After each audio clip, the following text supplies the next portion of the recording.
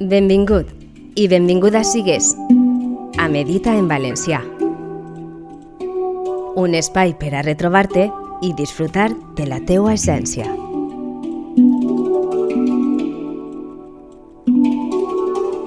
Amb la conducció de Nascu i la música de Rafa Navarro. Avui et proposem una bonica història, un conte de Nadal amb què et convidem a relaxar-te i reflexionar.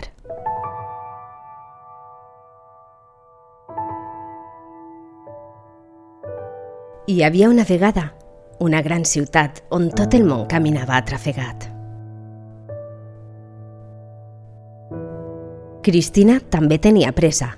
Havia de portar uns documents importants a la gestoria i estaven a punt de tancar, però no podia avançar més ràpid amb aquelles sabates noves que li havien fet ferides als talons.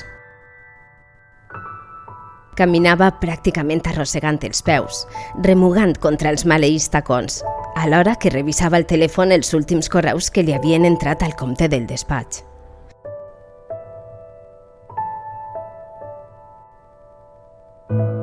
De sobte, el claxon llarg i cada vegada més proper d'un cotxe la va traure dels pensaments i es va adonar que estava creuant una avinguda amb el semàfor en roig.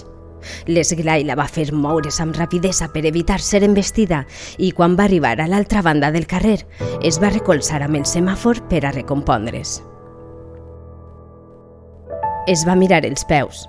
Un dels tacons s'havia partit i de la ferida del taló ara eixia un filet de sang. Es va xocar per llevar-se la sabata i es va adonar que tot el que tenia en les mans havia desaparegut. No portava ni el mòbil ni la carpeta amb els documents. Va mirar cap al pas de zebra i va localitzar el telèfon un instant abans que la rota d'un cotxe l'esclafara. La carpeta estava una miqueta més enllà, oberta i amb els papers voletejant per l'asfalt. Ni tan sols va fer cap intent per recuperar-los. Se sentia derrotada per aquella vida estressant i només tenia ganes de fugir. Va guardar les sabates en la seva bossa, que per sort no havia perdut perquè la duia creuada al muscle, i va seguir caminant descalça. Ja no tenia pressa per arribar a cap lloc. Tampoc tenia mòbil per a explicar a l'empresa què li havia passat.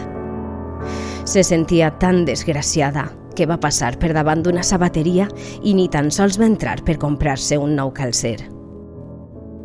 La gent la mirava estranyada per veure una dona ben vestida, sense sabates i amb el maquillatge de la cara tot esborronat pels plors. Cristina va seguir deambulant per la ciutat, sense cap destinació, tot i que buscant carrers menys concorreguts. Després d'un passeig ben llarg, es va trobar en una xicoteta plaça amb una font i dos banquets. Es va rentar la cara i la boca i va seure per trobar-li sentit a allò que li havia passat. Portava massa temps treballant en aquell projecte. Havia renunciat durant els últims mesos a moltes hores de vida amb els seus fills, amb el seu marit i amb els seus pares ja majors. Tot per aconseguir un ascens en la feina que suposarà un major ingrés econòmic per a la família, per a poder fer realitat els seus somnis de canviar-se de casa, de viatjar i de tindre els capritxos que volguera. Que ridícul li semblava ara tot això. Havia gastat un temps preciós per a res, perquè ara mateix l'única cosa que necessitava era una abraçada, una mirada dolça, la rialla dels seus menuts.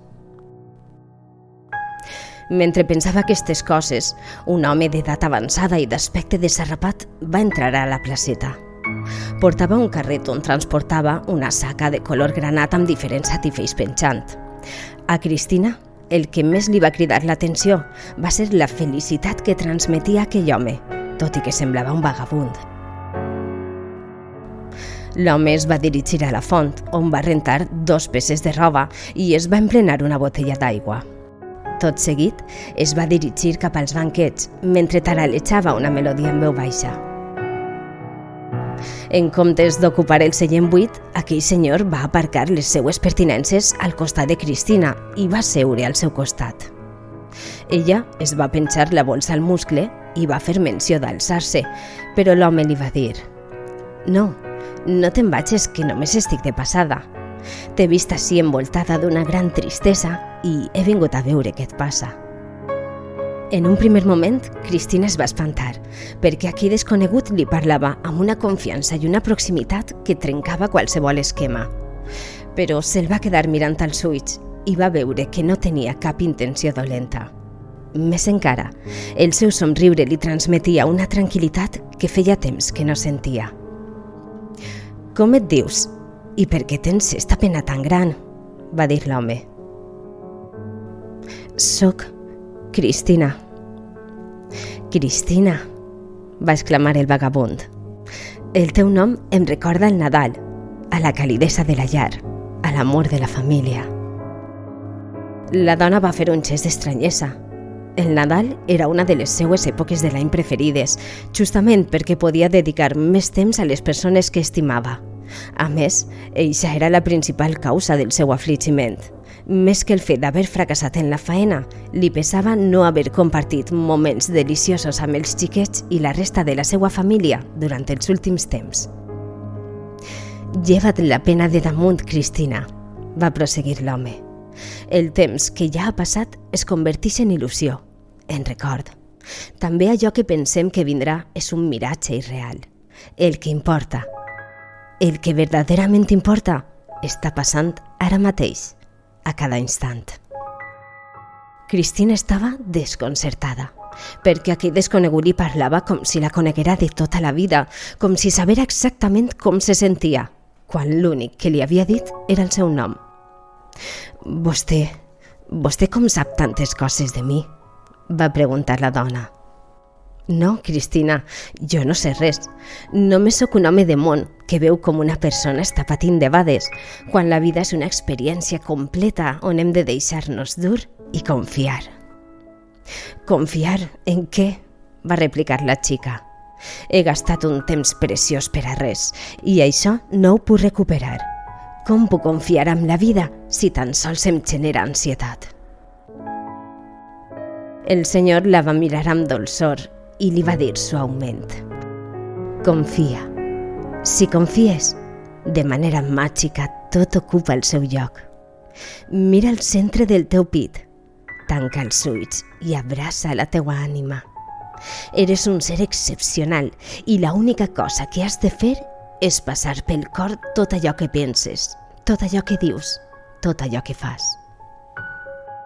Cristina va tancar els ulls i va concentrar tota la seva energia al centre del pit. A poc anaren dissipant-se tots els dubtes. La llum anava fent-se pas pel seu interior, des del cor fins a cada racó del seu ser i més enllà de les barreres físiques. Per primera vegada en molt de temps, estava tocant la pau i se sentia completa i feliç. Cristina va obrir lentament els ulls i quan va girar el cap per seguir conversant amb el vagabund, no el va trobar. Va mirar cap a la font, el va buscar amb la mirada arreu la xicoteta plaça, però no estava, ni ell ni el seu equipatge.